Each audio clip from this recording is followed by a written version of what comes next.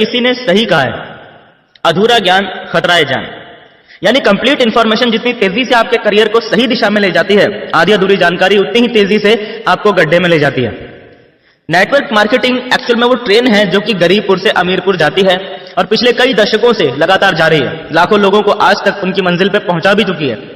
और अगर आप ये वीडियो देख रहे हो तो इस बात की पूरी संभावना है कि कहीं ना कहीं आप भी इस ट्रेन का टिकट कटवा चुके हो। आप सबको मेरी तरफ से हार्दिक बधाई।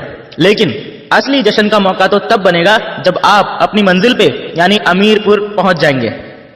मुद्दे की बात यह है कि इस ट्रेन का टिकट तो बहुत सारे लोग कटवा लेते हैं, लेकिन ज्यादातर लोग अमीरपुर नहीं पहुंच पाते। जब ये ट्रेन गरीबपुर से चलती है तब तो इस ट्रेन में इतनी ज्यादा भीड़ होती है कि पांव रखने तक की जगह मिलना भी मुश्किल हो जाता है। भीड़ की भीड़ घुसती चली जाती है नेटवर्क मार्केटिंग की ट्रेन में। लेकिन अमीरपुर पहुंचते पहुंचते इस ट्रेन में इतनी जगह बन जाती है कि अंत तक इसमें टिके रहने वाले यात्री आराम से सोते सोते अमीरपुर पहुंच जाते हैं।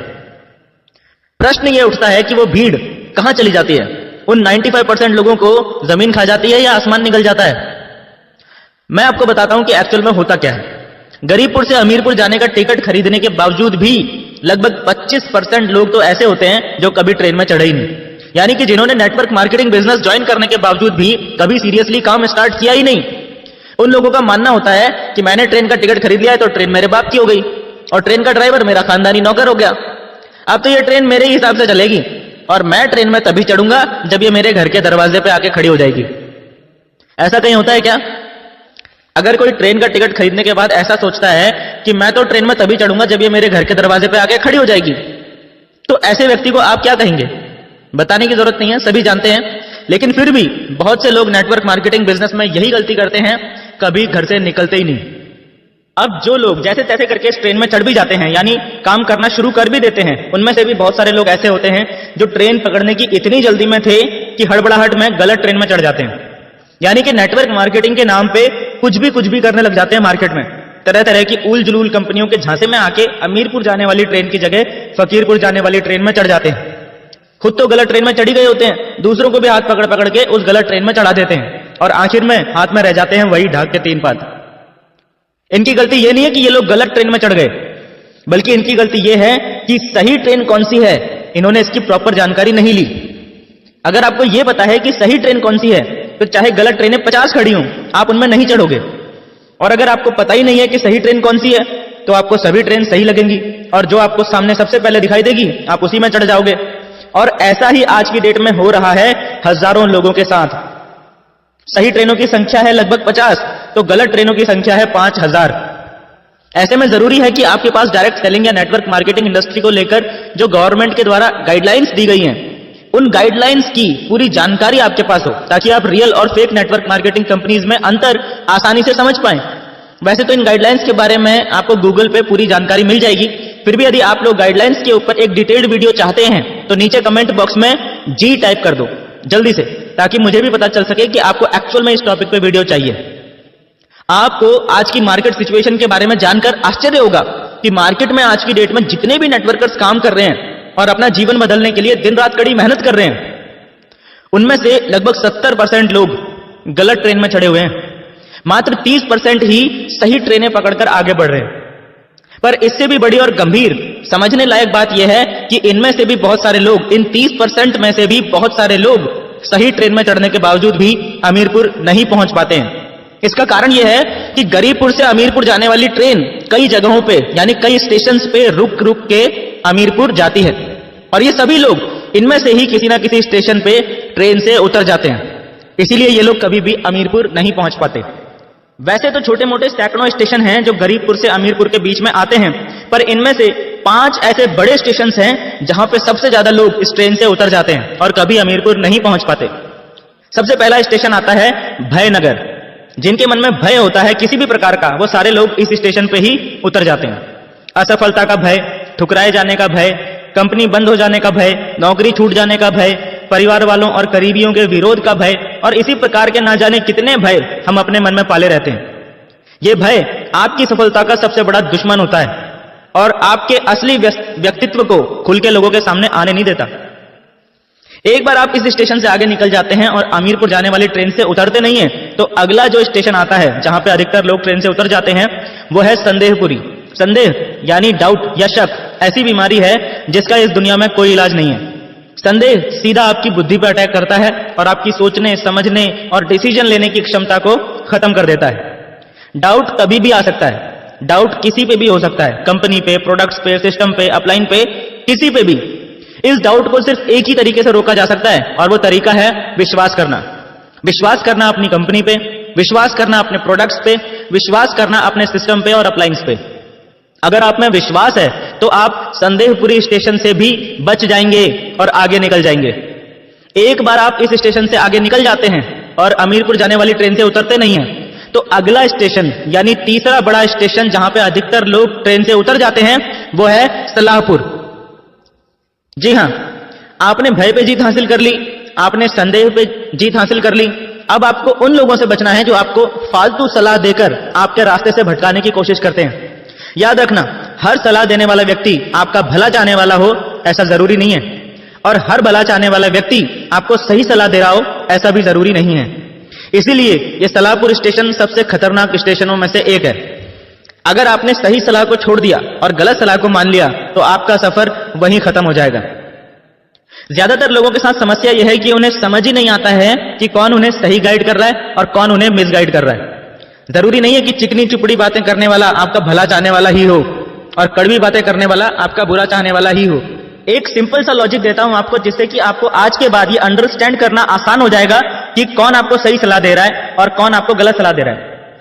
हर वो व्यक्ति जो नेटवर्क मार्केटिंग बिजनेस में एक्सपर्ट है, और आप जहां भी, जिस भी कंपनी में, जिस भी पोजीशन में हो, आपकी ग्रोथ से अगर उस व्यक्ति को इनकम हो रही है, आपकी टीम बढ़ने से अगर उसका बिजनेस भी बढ़ रहा है, तो समझ लो कि वो आपको सही सलाह दे रहा है।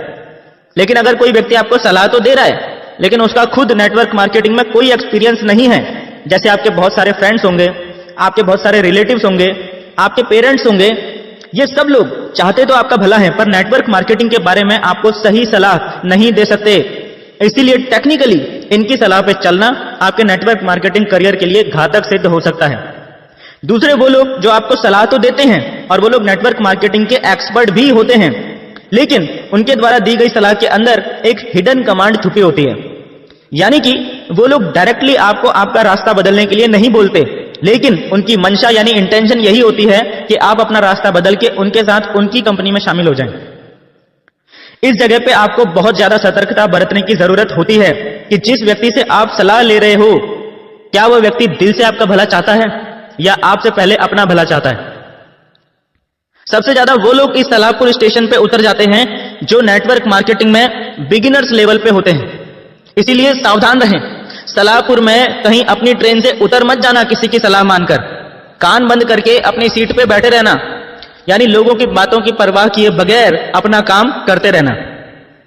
जब आप इस सलाहपुर स्टेशन को भी पार कर लेते हैं तो आपके रास्ते में चौथा सबसे बड़ा स्टेशन आएगा आलसपुर। जी हां, आलस अगली सबसे बड़ी बाधा है आपके रास्ते की। हम में से बहुत से लोग आलसपन के जाल में फंस के अपने लक्ष्य को, अपनी मंजिल अमीरपुर को भूल जाते हैं और आलसपुर स्टेशन पर ट्रेन से उतर जाते हैं। अगर दिल्ली से मुंबई ट्रेन का सफर 22 घंटे का है तो आपको हर हाल में 22 घंटे उस ट्रेन में बैठना ही पड़ेगा। आप अपनी मर्जी से बीच में किसी भी स्टेशन पे उतर के घूमने नहीं जा सकते। 22 घंटे मतलब पूरे 22 घंटे। लेकिन आलसी लोग इतना झेलने से पहले ही बीच में आलसपुर पे उतर जाते हैं, फिर बोलते हैं ट्रेन में तो हम भी चढ़े थे जी, हम तो अमीरपुर नहीं पहुंचे। आलसी आदमी हर काम को टालता रहता है, बहाने बनाने लगता है और अपनी लाइफ की हर प्रॉब्लम के लिए दूसरों को दोष देने लग जाता है। इसीलिए उनके बिजनेस की ग्रोथ रुक जाती है, टीम काम करना बंद कर देती है, अपलाइंस भी कुछ टाइम बाद गौर करना बंद कर देते हैं और यह आदमी धीरे धीरे खुद ब खुद बिजनेस से आउट हो जाता है। आदमी में आलस पैदा क्यों होता है? इसका सबसे बड़ा रीजन है आदमी के काम करने का कोई बहुत बड़ा क्लियर कट पर्पस ना होना। इसीलिए कहा जाता है कि इस नेटवर्क मार्केटिंग इंडस्ट्री में डायमंड वही बन सकता है जिसके पास उसका क्लियर कट पर्पस होता है, क्योंकि ये पर्पस आपको हमेशा आलस से दूर रखता है। यानी आपको आलसपुर स्टेशन पर ट्रेन से उतरने नहीं देता। एक बार आप आलसपुर को भी पार कर लेते हैं तो अमीरपुर पहुंचने से पहले आखिरी सबसे बड़ा स्टेशन आपके रास्ते में आता है होशियारपुर।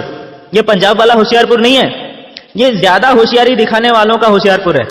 अपने आप को सबसे सयाना समझने वाले, सबसे ज्यादा नॉलेजफुल समझने वाले, अपने को ही समझदार दूसरों को बेवकूफ समझने वाले, अपना उल्लू सीधा करने की कोशिश करने वाले, मुंह में राम बगल में छुरी वाले, दूसरों के हितों को दरकिनार करने वाले, नियमों को तोड़ना अपनी शान समझने वाले, हर काम में शॉर्टकट तलाशने वाले, दूसरों के सर पर पैर रखकर सफल होने की कोशिश करने वाले, इस तरह के सभी लोगों का सफर इस स्टेशन पे आके खत्म हो जाता है, क्योंकि इनके अंदर बीमारी होती है अपना दिमाग लड़ाने की और अपने आप को अपने अपलाइन से ज्यादा स्मार्ट साबित करने की। इसीलिए ये लोग कुछ ना कुछ होशियारी दिखाने की कोशिश जरूर करते हैं, सिस्टम और कंपनी के खिलाफ कोई ना कोई एक्टिविटी जरूर करते हैं, और बस फिर वही इनके करियर की सबसे बड़ी गलती साबित होती है, और उस एक गलती की वजह से इनका सफर इस होशियारपुर स्टेशन पर खत्म हो जाता है। सिर्फ कुछ लोग, यानी कि मात्र 1% लोग ही इस 5वें स्टेशन को पार करने के बाद ट्रेन में बचते हैं, और बाकी 99% लोग कभी भी ये नहीं बोलते कि मेरी गलती थी, मुझ में ही कमी थी। वो ट्रेन को और उसके ड्राइवर को गाली देने लगते हैं, और जो लोग अंत तक इस ट्रेन में बैठे रहते हैं वो लोग आखिरकार अपनी मंजिल में पहुंच ही जाते हैं, यानी अमीरपुर पहुंच के जीवन भर खुशी, आनंद और चाहतों की जिंदगी जीते हैं। याद रखना, ट्रेन का टिकट खरीद लेना ही काफी नहीं है, अपने आप को गरीबपुर से अमीरपुर पहुंचाना सबसे पहले आपकी खुद की जिम्मेदारी है, उसके बाद ही किसी और से कुछ उम्मीद करना। एक सवाल के साथ इस वीडियो को एंड कर रहा हूं, जिसे यह सवाल समझ में आ गया उसे इस पूरी वीडियो का मैसेज भी समझ में आ जाएगा। अपने दिमाग पे थोड़ा सा जोर डाल के सवाल का जवाब नीचे कमेंट बॉक्स में जरूर देना, सही जवाब देने वालों का नाम अगली वीडियो में जरूर आएगा। अब सवाल सुनो। एक बार एक जगह पे रेस आयोजित हो रही थी।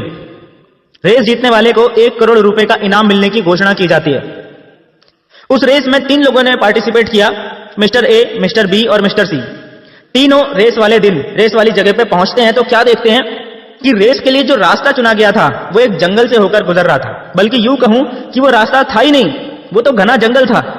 और चैलेंज ये था कि जो व्यक्ति सबसे पहले इस जंगल को पार करके दूसरी तरफ पहुंच जाएगा वो विजेता बन जाएगा।